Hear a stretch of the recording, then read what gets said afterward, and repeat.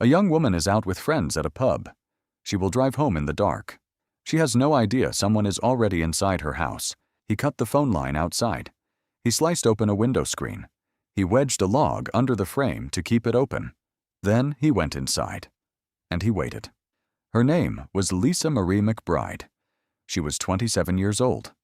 That night was June 23rd, 1990. It was the last night anyone saw her alive. It took 36 years to learn the truth. It took one confession nobody reported for decades. It took one more victim in another state. This is that story. Here is the part that should bother you. Police knew who did it. They knew almost from the beginning. They had his name by the end of 1990. They knew where he lived. They knew he crossed paths with Lisa at her bank job. They questioned him. They watched him. Then, for 6 years, they watched him live free. Not because they were careless. They just had no proof strong enough for court. No matching evidence. No witness. No confession. Not yet. Not that they knew about. So the case stayed open. For 35 years, it never closed. It sat there, waiting, like a porch light left on. And what finally broke it open was not a lucky break. It was not a clever detective. It was a second crime, in a different state, against a different woman. That is the heart of this story. Sometimes the truth does not arrive because someone searched harder. It arrives because a dangerous man does it again. And this time, the system was ready. Stick with us. This story goes through a Navy discharge. It goes through a wedding in South Carolina. It goes through a missing wife on national television. And it ends with a science breakthrough that did not exist in 1990. Tell us in the comments where you are watching from. And if cases like this move you, subscribe now. You will not want to miss out on the next. To understand what happened to Lisa, you need to understand the place. It was 1990. The Berlin Wall had just fallen. The Cold War was ending. On TV, anchors were already talking about a new war overseas. America stood between two very different decades. But 60 miles from New York City, none of that mattered. Sussex County, New Jersey, has rolling green mountains. It has small, cold, clear lakes. Tucked into the pine trees is a town called Highland Lakes. People moved there to get away from the noise of the city. Here, people left their windows open at night. They did not lock every door. They knew their neighbors' cars on sight. Lisa Marie McBride built her whole life in that quiet. She was 27 years old. She worked at a local bank. She knew the names of everyone who walked through the door. Her neighbor, Ken Marsh, never forgot her. She was steady. She was present. If she went missing for even a day, someone would notice. She lived alone in a small house on Glen Road. It sat just steps from the water. That house was supposed to be the safest place she knew. It was not. June 22nd, 1990, a Friday evening in early summer. Lisa went out with friends to a pub nearby. Nothing unusual, just a normal night, the kind nobody remembers. Until it's the last one. She was seen driving home in the early hours of June 23rd. That is the last time anyone saw Lisa McBride alive. But while Lisa was out that evening, someone was already at her house. He did not go to the front door. Front doors get noticed. He went around the side. He found the phone line running along the foundation. He cut it. Not by accident. On purpose. So whoever was inside that house could not call for help. Then he moved to the back of the house. He sliced open a window screen. He wedged a log underneath it to keep it from closing. And then, in a house that was not his, he waited. We do not know how long he waited. Minutes? Maybe hours. Long enough for his eyes to fully adjust to the dark. Long enough to know every creak in the floor. Sometime near dawn, headlights swept across the driveway.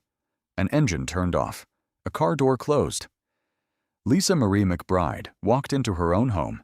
She never walked back out. Monday morning, June 25th. The bank opened its doors at 9 o'clock. Lisa's chair stayed empty. She was never late. She never missed work without calling first. So when nobody could reach her, people started to worry. By the end of the day, someone drove out to check on her. What they found was not a normal break-in, Burglars take TVs and jewelry. Then they run. This was something colder. The phone wire outside was cut, right at the foundation. The back window screen was sliced open. The log was still wedged underneath it. Inside, the living room sofa had been dragged away from the wall, as if something happened there, and someone tried to hide it. In the bedroom, there was nothing. No sheets, no blankets, no pillows. The whole bed was stripped down to a bare mattress. Investigators understood right away what that meant. Someone did not take those things because they were valuable. They took them because they held evidence. Lisa was gone. There was no missing suitcase. There was no note. There was nothing to suggest she left on her own. The whole town understood, almost instantly, what kind of story this was. 4 months in, police moved fast. Local officers called in state police and specialized search teams. They walked the woods around Highland Lakes in long, careful lines. They searched the streams. They searched the shoreline of the lake, inch by inch. Summer turned into fall. The mountains went from green to gold, then bare. 4 months passed. Still no trace of Lisa. Then, in October, a hunter walking through the woods found human remains. The location was near the Delaware River, close to the Pennsylvania border, miles away from Glen Road. On November 7, 1990, officials confirmed it. It was Lisa. Her left cheekbone had been broken by force. This was not an accident. This was violence. Doctors determined she died on the night of June 23rd. The very same night, her phone line was cut. Her body had been carried out of her own home. It was driven far away and left in the woods. Whoever did this knew that area well. He did not stumble onto that spot by accident. He chose it. And crime scene workers, using the science of 1990, collected evidence. DNA testing was still very new back then, but they saved every sample carefully. They did not know it yet, but that evidence would become the one thing time could not erase. Within months, investigators had a name: Robert William McCaffrey, Jr. He lived about 13 miles from Lisa's house, close enough to know the roads, close enough to know the woods, and there was a stronger connection, too. Investigators believed McCaffrey knew Lisa through her job at the bank. They pulled his background. He had left the Navy in September of 1989. That was less than a year before the murder. His file included a mental health evaluation. Detectives interviewed him. They tracked him for years. They kept looking for one piece of solid evidence. It never came. There was no witness who placed him inside that house. There was no DNA match, because he had no DNA on file. There was no legal way, back then, to force him to give one. So he stayed free. He walked through the same small county as the detectives who suspected him, and he knew that they knew. Then, in 1996, Robert McCaffrey left New Jersey. He moved to South Carolina. He left the way an innocent man leaves. No rush, no hiding. Investigators later came to believe he did not leave empty-handed. They believe he took 3 small items from Lisa's house that night: her black wallet, her driver's license, and a brass keychain with her nickname engraved on it. The word was Weeza. Investigators have a name for objects like these. They call them trophies, not things a killer forgot, things a killer chooses to keep. The Sussex County prosecutors never closed Lisa's file. Even after McCaffrey left the state, they kept watching from a distance. But the truth was hard to accept. The man they believed killed Lisa was now hundreds of miles away, and there was nothing more they could do but wait. The confession no one heard here is the part of this story that should make you angry. In 1995, 1 year before McCaffrey left New Jersey, he told the truth. He was talking with someone he knew, and he said he killed Lisa McBride. He even gave a reason. She had turned him down for a date. He decided that was unacceptable. He did not stop there. He said that after the murder, he went back to her house. He was trying to find something he left behind, something that could connect him to what he did. This was not a rumor. This was not something whispered secondhand. This was a direct confession, spoken by the man himself. And it went nowhere. The person he told did not report it to police. Not that year, not the next year, not for 24 years. Think about what that means. While Lisa's parents grew older, still hoping for answers, someone already knew. While her brother carried the memory of that empty bedroom, someone already knew. That secret sat quietly while McCaffrey got married. It sat there while he built a brand new life. It sat there for over 2 decades. It stayed buried until 2019. That was when Sussex County reopened the case. A detective finally asked that person the right question. In 1997, Robert McCaffrey got married. Her name was Marjorie Gale Broom. They married in Charleston, South Carolina. He built a whole new life there. New state, new wife. A community that had no idea what New Jersey detectives suspected. For 15 years, nothing about McCaffrey made the news. Then, on March 18, 2012, his wife Gail disappeared. She vanished from their home in Charleston. There was no sign she left on her own. No note. Nothing missing that suggested she planned to go anywhere. A large task force took on her case. It included local police and the FBI. Her story was even featured on a national missing persons show, and the top suspect was her own husband. The same Robert McCaffrey, who was once a murder suspect in New Jersey. 22 years earlier, 600 miles north. Gail McCaffrey has never been found.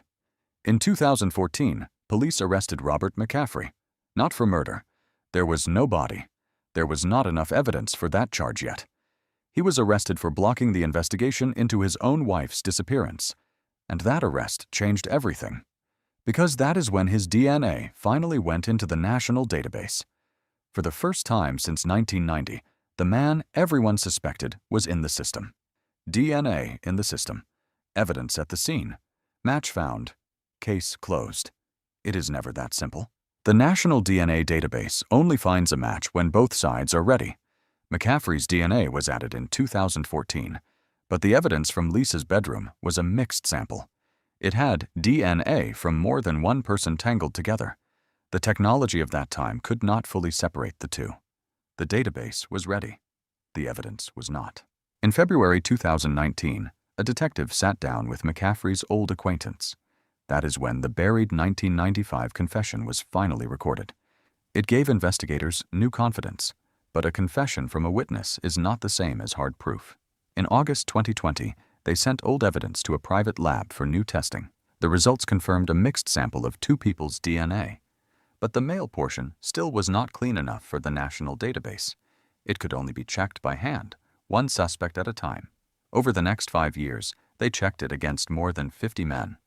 They ran several lie detector tests. None of it gave them a clear answer. Then, in 2022, they made a bold decision. They dug up Lisa McBride's remains. Not to reopen old wounds. They needed something specific. A pure sample of only Lisa's own DNA. One that had never touched the mixed evidence from the scene. With that pure sample, new technology could do something incredible.